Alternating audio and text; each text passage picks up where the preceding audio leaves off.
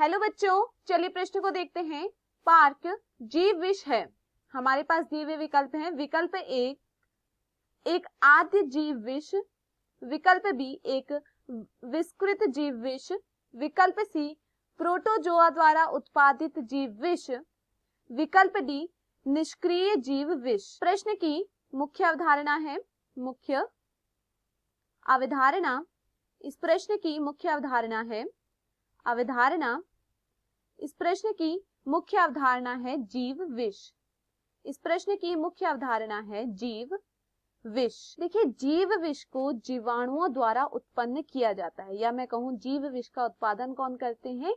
जीवाणु करते हैं। जीवाणु क्या करते हैं? जीवाणु द्वारा जीव विष का उत्पादन होता है। देखिए, हम उदाहरण के तौर पर एक जीवाणु लेते हैं, बैसिलस थ्यूरिनजेनेसिस, जिसे हम बीटी जीवाणु भी कहते हैं। बैसिलस थ्यूरिनजिएंसिस। बैसिलस थ्यूरिनजिएंसिस क्या है? यह एक जीवाणु है जिसे बीटी जीवाणु के नाम, जीव के नाम से भी जानते हैं। देखिए, यह जीवाणु अब 200 प्रकार के क्रिस्टलीय प्रोटीन का निर्माण करता है। यह क्या करता है? 200 प्रकार के क्रिस्टलीय प्रोटीन का निर्माण करता है।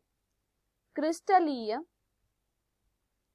प्रोटीन का निर्माण करता है। यह क्या करता है? 200 प्रकार के क्रिस्टलीय प्रोटीन का निर्माण करता है। जब कोई कीट इसे खाता है, कीट द्वारा इसे खाया जाता है, तो क्या होता है? जो कीट की आंत होती है, आंत में क्या होता है? क्षारीय पीएच होता है आंच का। तो आंत में क्या होता है? आंत के क्षारीय पीएच में यह घुल जाता है। यह क्रिस्टलीय प्रोटीन क्या होता है? आंत के क्षारीय पीएच में घुल जाता है। यह कीट के आंत के क्षारीय पीएच में क्या होता है? क्रिस्टलीय प्रोटीन क्या जाता है? घुल जाता है। देखिए, यह जब घुल जाता है तो यह क्या हो जाता है? घुलते ही यह क्या हो जाता है?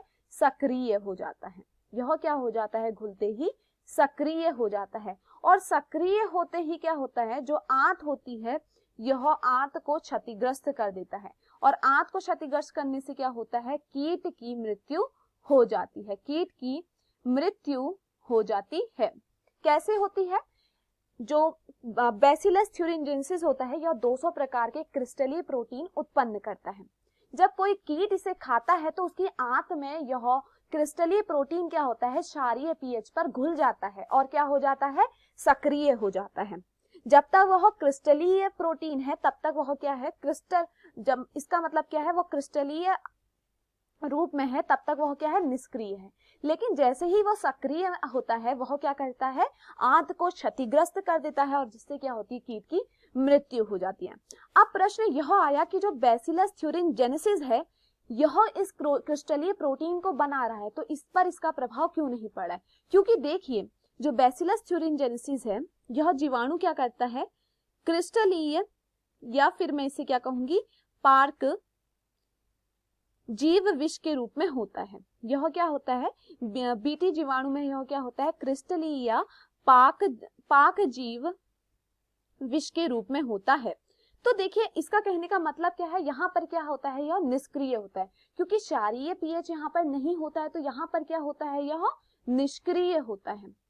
यहाँ पर क्या होता है? यह निष्क्रिय होता है। निष्क्रिय होने के कारण क्या है? निष्क्रिय होने के कारण यह यहाँ पर कोई भी प्रभाव नहीं डाल रहा है, जिस कारण हम इसे क्या कह रहे हैं? पार्क जीव विष। जब तक यह निष्क्रिय है तब तक हम इसे क्या कहेंगे? पार्क जीव विष। जैसे ही यह क्या कर रहा है? सक्रिय हो जा रहा है, हम इसे क्या कहेंगे? जीव विष। तो यहाँ पर आपको समझना है कि पार्क जीव विष किसे कहेंगे? जब क्या है? वह क्या है? निष्क्रिय अवस्था में है, तब हम उसे क्या कहेंगे? पार्क जीव विष। लेकिन जब वह सक्रिय अवस्था में होता है तब हम उसे क्या कहते हैं? जीव विष। चलिए प्रश्न को देखते हैं। पार्क जीव विष है। विकल्प ए एक आद्य जीव विष, यह गलत है। एक विषकृत जीव विष, यह भी गलत है। विकल्प सी प्रोटोजोआ द्वारा उत्पादित जीव विष, यह तो जीवाणु द्वारा उत्पादित होता है, यह भी गलत है। डी, निष्क्रिय जीव विष, यह सही है। क्यों होता है यह निष्क्रिय जीव विष? क्योंकि यह यहाँ पर क्या है, कोई भी क्रिया नहीं कर रहा है, सिर्फ और सिर्फ क्रिस्टलीय रूप में ही मौजूद होता है। तो दिए हुए विकल्पों में जो हमारा सही विकल्प है वह है विकल्प डी। मैं आशा करती हूँ आपको यह समझ में आया होगा। धन्यवाद।